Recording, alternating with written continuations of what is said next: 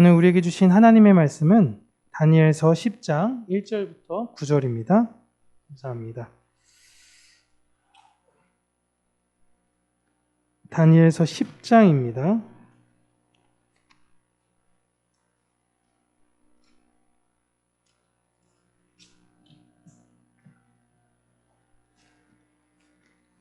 우리 함께 읽도록 하겠습니다.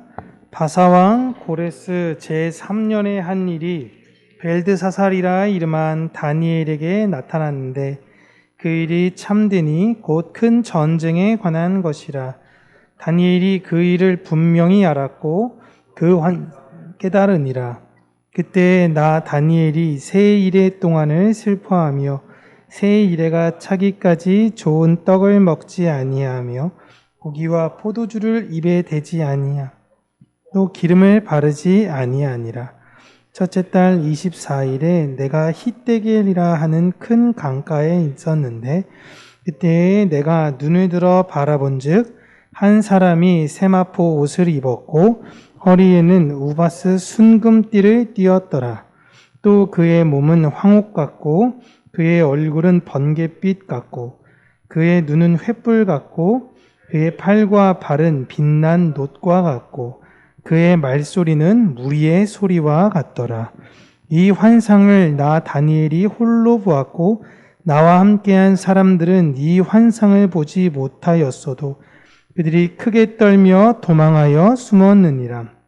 그러므로 나만 홀로 있어서 이 큰 환상을 볼 때에 내 몸에 힘이 빠졌고 나의 아름다운 빛이 변하여 썩은 듯 하였고 나의 힘이 다 없어졌으나 내가 그의 음성을 들었는데 그의 음성을 들을 때에 내가 얼굴을 땅에 대고 깊이 잠들었느니라. 아멘. 오늘은 네 번째 환상, 다니엘이 본 네 번째 그 환상에 대해서 함께 우리 성도님들과 나누도록 할 텐데요. 이제 다니엘이 10장부터 12장까지 이제 막바지에 거의 다 달아났습니다. 한번 여기서 다니엘이 봤던 환상을 좀 우리가 정리를 해보면 다니엘이 본 환상이 이렇죠. 벨사살 즉위년에 4마리 짐승에 관련된 환상을 보게 되었습니다. 기억나시죠? 첫 번째 어떤 사자 같은 날개 달린 동물 바벨론, 그리고 메데와 바사, 헬라, 로마 이 4마리의 짐승을 뜻하는 환상을 보게 되었고요. 벨사살 3년 때는 순양과 숫염소에 관한 환상을 보게 되었습니다. 여기서 순양은 메데와 바사, 특별히 바사 제국을 이야기하고 순염소는 헬라 제국을 이야기한다라고 말씀을 드렸어요. 그리고 또 세 번째 환상은 다리오 원년에 예레미야 서적을 얻어서 70년에 대한 깨달음을 먼저 그 책 안에서 보게 됐고 그 70년에 대한 진짜 의미를 가브리엘 천사를 통해서 듣게 된 내용이 세 번째 환상이죠. 지난주 우리가 함께 이야기한 것입니다. 기억나시죠? 71회라 그래가지고. 그리고 오늘은 마지막으로 이제 고레스 3년 때에 있는 히데겔 환상에 관한 내용입니다.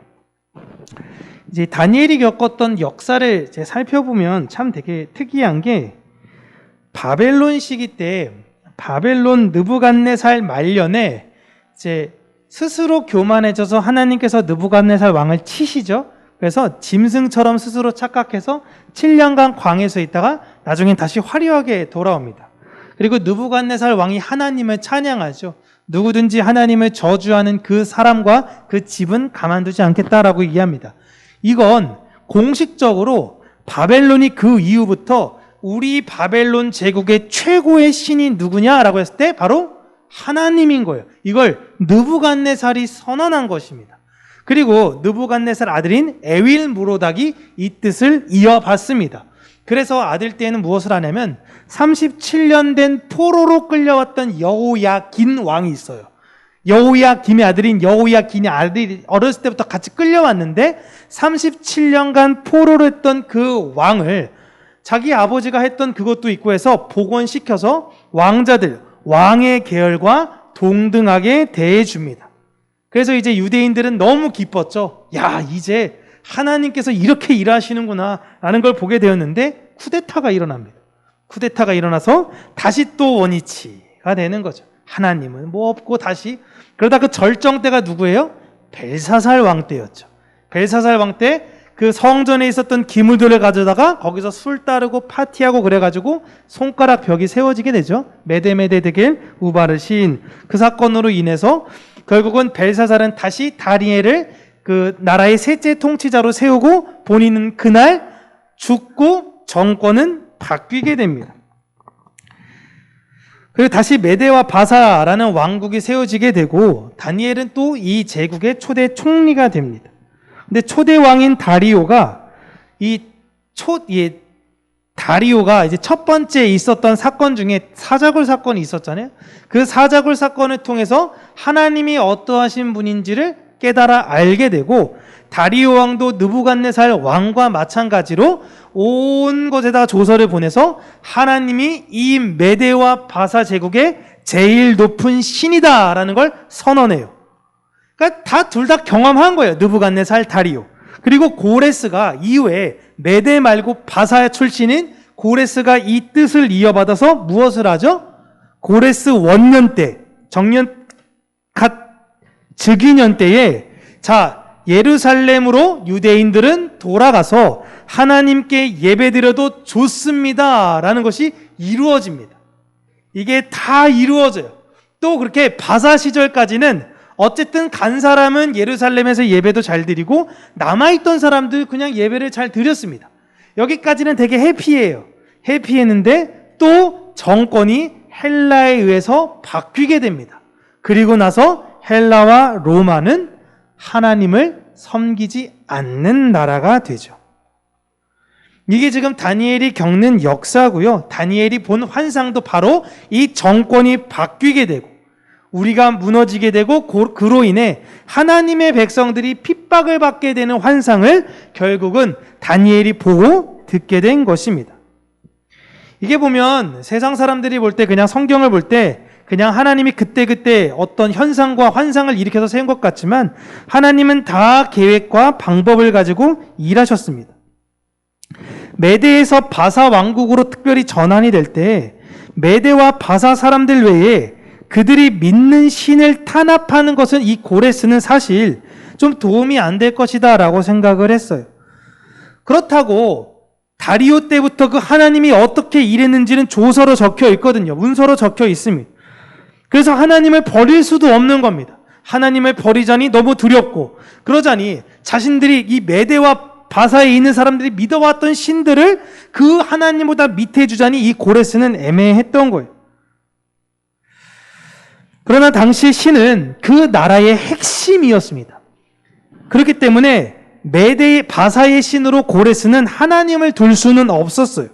그래서 유대인들을 자신의 나라로 돌려보내요.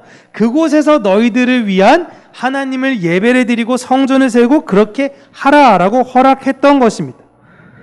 그리고도 보시면 여전히 고레스를 비롯해서 그 바사 제국에는 하나님을 믿는 사람들이 계속해서 나왔습니다. 다니엘이 지금은 그 역할을 했고요. 후에 보시면 느헤미야 같은 정치가들이 나옵니다. 또 더 뒤로 가면 정치가 누가 나오죠? 에스더와 모르드게가 나와요. 계속 정치가 하나님을 믿는 그 사람들이 바사 제국에 계속 있어가지고 하나님의 말씀을 잘 세워가고 본국에 있는 사람들은 본국대로 잘 세워가고 있는 이런 상황이었어요. 그러니까 보시면 바벨론과 바사 왕국까지는 하나님을 잘 믿었다라고 생각하시면 되고 그래도 믿는 것에 대해서 그냥 호의적이었다라고 생각하시면 됩니다. 그러나 그 이후에 헬라와 로마 때는 사실 하나님을 믿지 않았습니다. 지금 이 다니엘은 고레스 원년 때에 많은 사람들의 유대인들이 돌아갔을 때에 거기에 합류하지 못하고 여전히 바사 왕국에 남아있다. 고레스 3년에 오늘 환상을 보게 된 내용이에요. 이번 환상은 3주의 금식이 끝나는 날인 1월 24일 히데겔 강에서 본 환상입니다. 여러분 1월 24일은 이제 유대인 달력을 말하는데요. 유대인의 1월에는 유월절이라는 절기가 있습니다. 유월절은 1월 14일이고 그날 이후부터 7일 동안 무교절 기간을 보내요. 예수님이 언제 돌아가셨죠? 6월절 어린 양으로 그 기간 동안에 돌아가신 거예요. 그러니까 다니엘이 언제부터 금식을 했냐 보면요. 1월 4일에, 그러니까 새해가 시작되는 것과 동시에 이제 다니엘은 금식을 시작했습니다. 특별히 6월절 절기를 기준으로 앞에 한 주, 6월절 기간 한 주, 6월절 기간 끝나고 한 주를 해가지고 3주간 금식을 했어요.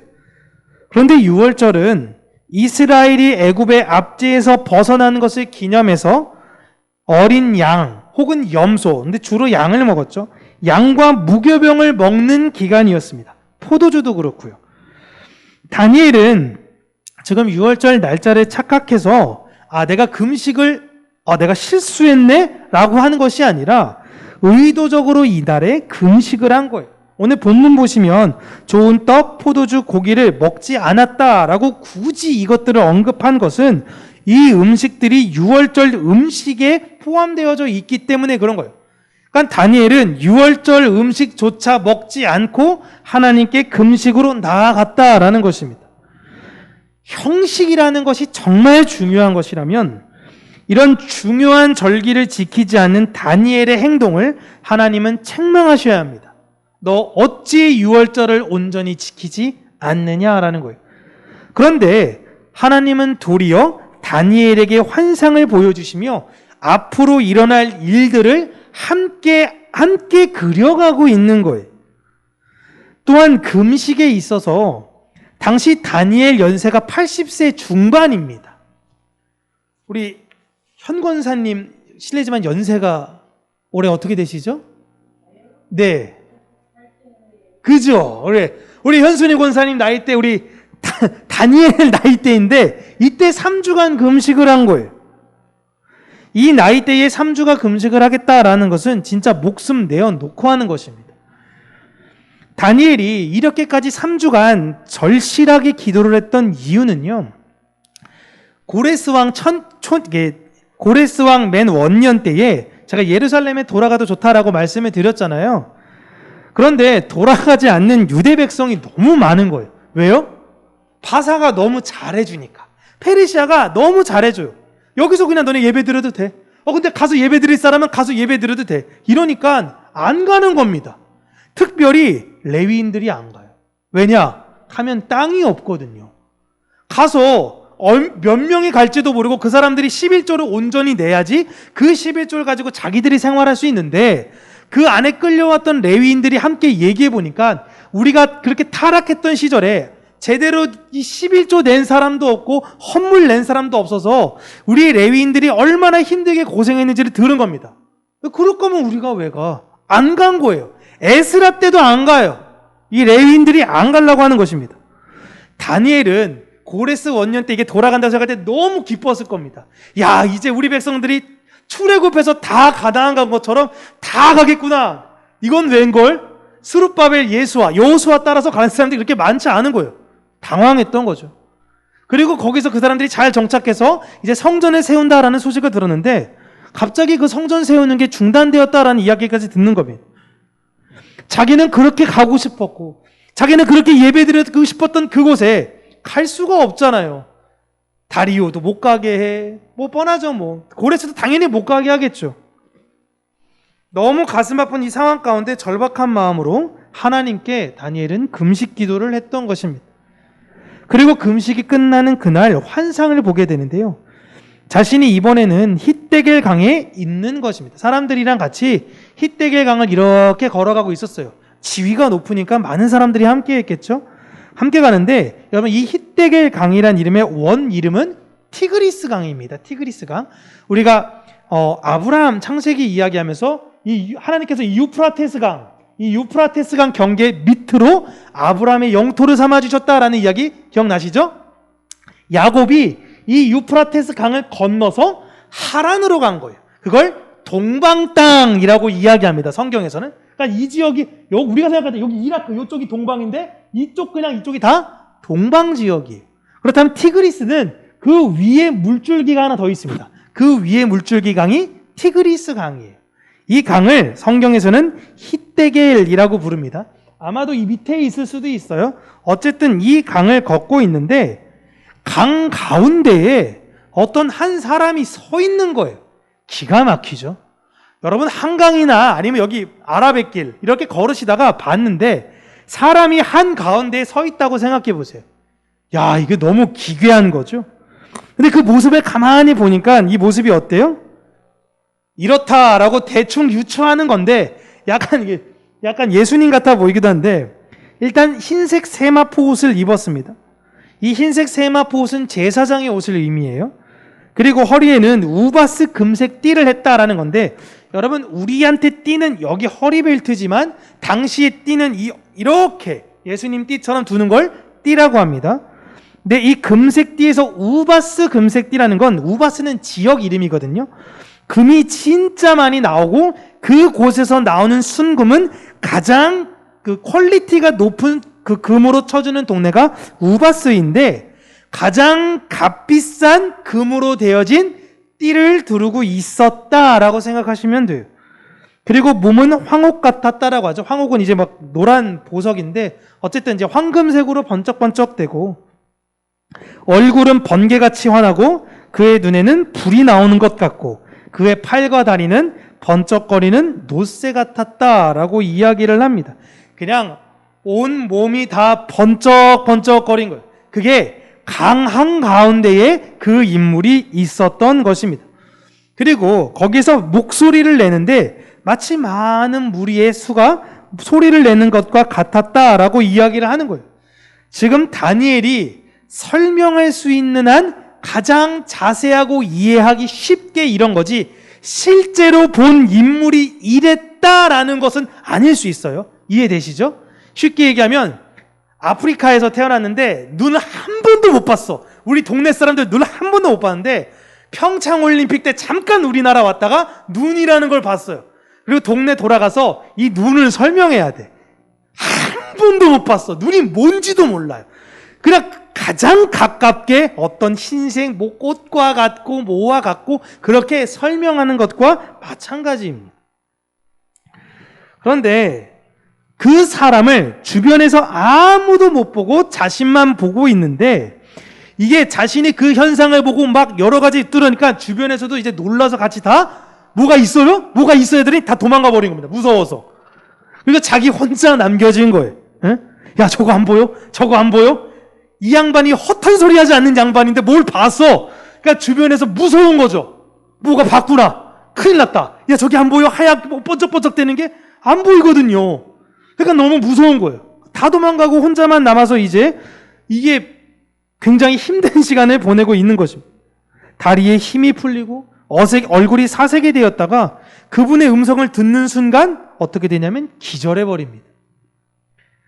여러분 다니엘은 이 네 번째 환상 때도 그렇지만 이 환상을 할 때마다 특징이 굉장히 두려워해요. 심지어 막 기절할 때도 있습니다. 그 정도의 환상은 충격이에요. 그래서 이런 환상을 자주 보는 건 축복이 아닙니다, 여러분. 차라리 나 말고 옆에 같이 있던 수행원들도 그 환상을 봤으면 좋았을 텐데 나만 보니까 다른 사람들에게 설명하기가 더 어려운 거예요. 그런데 다니엘이라는 이 인물은 이미 검증된 사람이에요. 주변에서 다니엘이 한 이야기는 허튼 소리가 아니다라는 걸 다 아는 겁니다.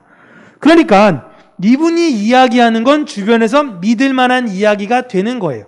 그러나 누가 우리 주변에서 막 환상을 봤다라고 하는 이야기들을 우리가 가끔 듣게 되면요, 일단은 좀 주의해서 들어야 한다라는 것입니다.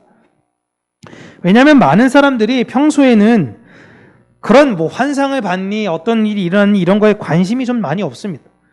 그런데 자신의 상황이 힘들고 어려울 때는요, 그런 내용들이 귀에 들어와요. 내 문제를 그 사람이 해결해 줄 수 있을까? 그 신이 내 문제를 해결해 줄 수 있을까? 라고 우리의 마음이 그쪽으로 동하게 됩니다. 그래서 넘어가게 되는 거예요. 이단들이 성장하는 가장 큰 이유는 거기 모인 모든 사람들이 자신의 문제를 저 사람이, 저 신이 해결해 줄 것 같아 보이기 때문에 거기 있는 것입니다. 그래서 성경은 이것을 주의해라 라고 이야기를 하고 있어요. 그리고 성경은 성도에게 무엇을 요구하냐면 매일 하나님과 교제해야 된다라고 이야기해요. 여러분, 이게 우리의 방향성입니다.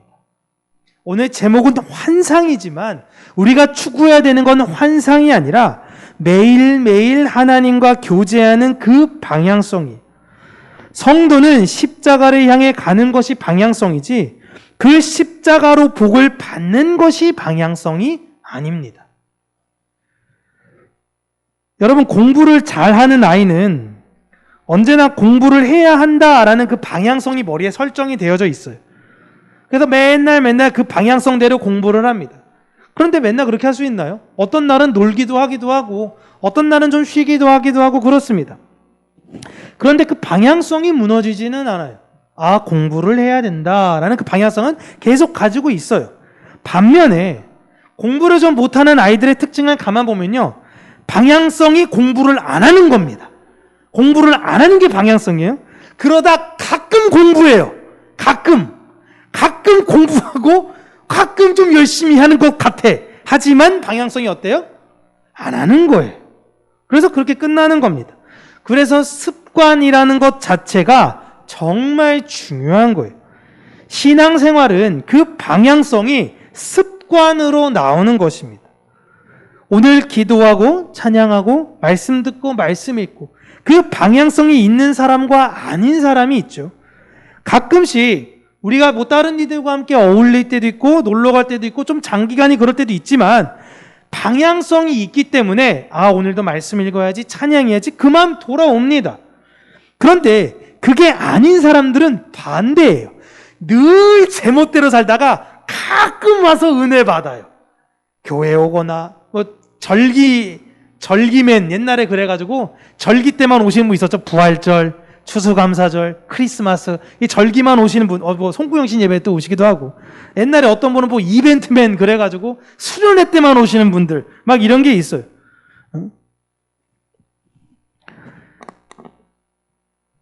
교회에서만, 수련회에서만 성경 보고 찬양하고 그러면 안 되는 거잖아요. 물론 여러분들은 다 하나님의 뜻 안에서 그 방향성대로 살고 계십니다. 그러나 그러지 않는 사람들이 점점 많아지고 그 사람들이 이제는 너무나 절대적인 다수들이에요. 다니엘은 어떤 방향성을 가지고 인생을 살았습니까? 사자굴에 들어갈 것을 알았습니다. 그럼에도 불구하고 기도했어요. 6월절이 어떤 날인지를 알았습니다. 그럼에도 불구하고 금식을 했어요. 그만큼 더 절박한 거예요. 내 백성들이 출애굽에서 떠나 가나안으로 갔을 때 그 기쁜 마음으로 갔어야 되는데 하나님, 그 백성들이 지금 이 이방 땅에서 안주하며 만족하는 그 모습이 다니엘은 너무 가슴 아팠던 거예요. 1년에 3번의 절기를 정해서 예루살렘으로 올라가라 그랬는데 바사에 있으면 무슨 수로 가요? 갈 수가 없잖아요.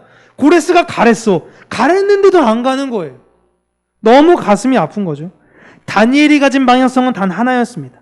하나님 나라가 회복되기를 바랬어요. 그런데 그 백성들은 그 일에 관심이 없고 거기 갔던 사람들에게 들리는 이야기를 들으니 성전도 지금 제대로 세워지지 못하고 있는 상황이니까 너무 가슴이 아픈 거예요. 70년 되면 끝날 줄 알았고 다시금 하나님 나라로 인해서 기쁨이 넘칠 줄 알았는데 또 다른 산적한 문제들이 있고 사람들의 신앙은 다 피폐해져 버린 것입니다. 지금 코로나를 겪는 이 시대의 우리의 모습 아닙니까? 2년이 지나니까 그냥 각 교회마다 어떤 교회는 인원이 3분의 1로 줄었어요. 청년이 25명이었는데 3명 나온대요. 어떤 교회는 수요 예배가 성도가 3,000명이거든요. 수요 예배 40명 나와요. 수요 예배 40명. 지금은 모르겠어요. 몇 분 나오는지 모르겠는데. 이게 너무너무 익숙해져 버리니까 그냥 그래 뭐 하나님 꼭 교회 가야 계시나? 여기에도 계시고 저기에도 계시니 그냥 그렇게 타협하면서 신앙생활하는 사람이 너무 많아지는 겁니다. 이때 누가 이들을 위해서 기도해야 돼요? 우리가 다니엘과 같은 마음으로 기도해야 되는 거예요. 다니엘은 그들과 동참하기 위해 금식을 한 것입니다. 그들과 함께하기 위해서 목숨을 걸었어요. 다니엘은 자신의 정치 생명이 위험하니까 기도하기 시작했더라라고 나와 있지 않습니다. 자신의 건강이 쇠하여지니 하나님께 매달리며 기도하더라라고 나오지 않습니다. 상관없어요. 죽어도 괜찮아요. 나는 하나님의 나라의 온전한 회복만 일어날 수 있다면 내 목숨은 초계와 같이 던질 수 있다라는 것이 바로 다니엘이었다라는 겁니다. 그게 다니엘의 방향성이고 성도의 방향성이에요. 이런 방향성은, 이런 신앙생활은 내 습관에서 나오는 것입니다. 여러분, 교회 일주일에 한 번씩 오는 거에 내 신앙생활을 얼마든지 감출 수 있어요. 내 인격에 대해서도 얼마든지 감출 수 있어요. 에이, 예배 시간 하루 얼마나 된다고, 잠깐만 내 말하는 거 좀만 주의하지? 그러면 충분합니다. 그런데 하나님은 속일 수 없어요. 내 안의 방향성이 어느 곳에 되어져 있는지 우리는 날마다 생각해야 된다라는 것입니다. 그리고 오늘부터 그 습관을 자연스럽게 들여야 되는 거예요. 나이가 들면 들수록 이 습관 들이는 것이 어려운 이유는 이미 다른 습관이 내 몸에 배어 있기 때문에 그래요. 그러나 3주의 법칙이라는 게 있죠. 3주간만 꾸준히 하면 그게 내 몸의 습관이 된다라는 것입니다. 여러분, 예수님께서 양과 염소를 구분짓는 마지막 심판에서 양에게도 물어보고 염소에게도 물어보는 질문이 무엇이냐면 네가 지극히 작은 자에게 어떤 행동을 했느냐라는 거예요. 이건 내가 오늘 하는 아주 이 작은 행위가 바로 나를 만드는 것이고 내 방향성이, 그 방향성이 하나님이 원하는 방향성이 된다면 그 삶의 모습이 계속 이어진다라는 걸 이야기하고 있는 거예요. 어느 날 감동받아서 몇 번 울고불고 기도했던 그 경험이 나를 만드는 게 아니에요. 물론 그 경험이 너무너무 중요합니다. 우리는 눈물 콧물 다 쏟아가면서 하나님, 내 죄를 다 십자가 아래 묻어놓고 주의 은혜를 붙잡으며 다시금 달려가겠습니다 라는 그 결단과 설정으로 인한 그 고백은 귀중해요. 그런 경험은 중요하지만 방향이 이렇게 설정이 됐어요. 그러면 꾸준함이 중요합니다. 눈물 굴며 쏟으며 또 지나고 나가서 세상 친구와 또 어울리고 세상과 연락하고 살다가 또 한 몇 년쯤 지나서 또 가니 내 죄가 생각나 또 울며 불며하며 이러지 말아라 라고 성경을 우리에게 주신 것입니다. 하나님께서 광야의 이스라엘 백성들이 제사를 드릴 때요, 첫 제사를 드릴 때 하늘에서 불이 꽝 하고 떨어졌습니다. 첫 제사를 드릴 때 꽝 떨어졌어요. 그리고 하나님께서 말씀하신 게 무엇이냐면 너희들 이 불을 잘 간직해야 된다라는 거예요. 이 불 아니고 다른 불로 예배드려도 안 된다라는 거예요. 그 하나님께서 제사 드릴 때마다 하늘에서 불 떨어지면 좋잖아요. 근데 그렇게 안 하신다니까요. 첫 불만 하나님께서 내려주시고 그 불을 잘 간직해서 그 불로 제사를 드려야 된다라고 하나님이 말씀하시자마자 아론의 아들인 나답과 아비후가 다른 불 갖고 와서 제사 드렸어요. 그리고 바로 죽이십니다. 하나님이. 왜 이렇게 하신 거냐면 꾸준함이, 하나님께서 주신 그 은혜 너 받았잖아. 십자가 은혜 받았잖아. 그러면 이제 엉뚱한 거 하는 게 아니라 꾸준함으로 하나님께 나아가야 된다라는 걸 하나님께서 대제사장의 아들을 죽이시면서까지 보여주시는 거예요. 제가 어렸을 때는 선생님들한테 교회에서 제일 많이 듣는 게 이거였습니다. 바울아, 아침에 일어나면 기도하고 저녁에 잠들기 전에 기도해야 된다. 이걸 당연하게 가르쳤는데 이젠 아무도 그런 얘기를 안 해요. 너무 자연스러워서 안 하는 건가? 안 하죠. 잠은 언제 자요? TV가 일단은 의식이 끊어질 때까지, TV는 틀고 내 의식이 끊어질 때까지 있다가 졸린다 끄고 바로 자고 막. 이게 사실 현대인의 잠 아닙니까? 아침엔 언제 깨요? 알람에 깨서 정신없이 옷 입고, 가끔 저도 되게 힘들어요. 새벽 예배 준비해서 아침에 일어나서 느긋하게 주님 기도하면 좋은데 정신없어요. 막 옷 하고 머리 감고 막 옷 입고 막 오느라 정신없어요. 여러분, 이게 기본이에요. 아침에 일어나서 기도하는 것, 저녁에 자기 전에 기도하는 것. 하루를 돌이켜보며 하나님, 내가 오늘도 주님의 뜻대로 살지 못했습니다. 내 연약함 긍휼히 여기시고 내일은 다시금 주의 은혜 안에서 성실한 삶 살게 해주세요 하고 자는 거예요. 그리고 아침에 일어나면 주님 오늘도 저에게 힘 주시옵소서. 그리고 사는 겁니다. 너무 당연한 거예요. 성경 읽을 수 있는 방법도 너무 많아지지 않았습니까? 옛날엔 여러분, 제 지하철 타다가도 성경책 안 갖고 왔다. 그럼 성경을 읽을 수가 없었어요. 근데 지금은 휴대폰 꺼내가지고 아무데나 보면 다 읽을 수 있어요. 그런데 더 안 읽어요. 제가 어렸을 때는 지하철 타면요, 성경책 읽는 분들이 그래도 계셨어요. 아무도 안 읽어요. 아무도 안 읽어요. 너무 당연해졌어요. 왜요? 그거 안 보는 것이 습관이 되어서 그런 거예요. 우리는 그 방향성을 전환해야 된다라는 것입니다. 오늘 다니엘이 예수님을 만났습니다. 강 한가운데 서 계신 그 예수님을 만나고 그를 경험했지만 그것이 황홀한 일이 아니라 얼마나 두렵고 무서운 일인지를 우리에게 알려준 거예요. 고로 교회야, 환상에 집중하지 말고 환상에 집착하는 것이 아니라 이거 진짜 경험하면 어디서 말도 못하고 너무 무서운 거야 라는 거예요.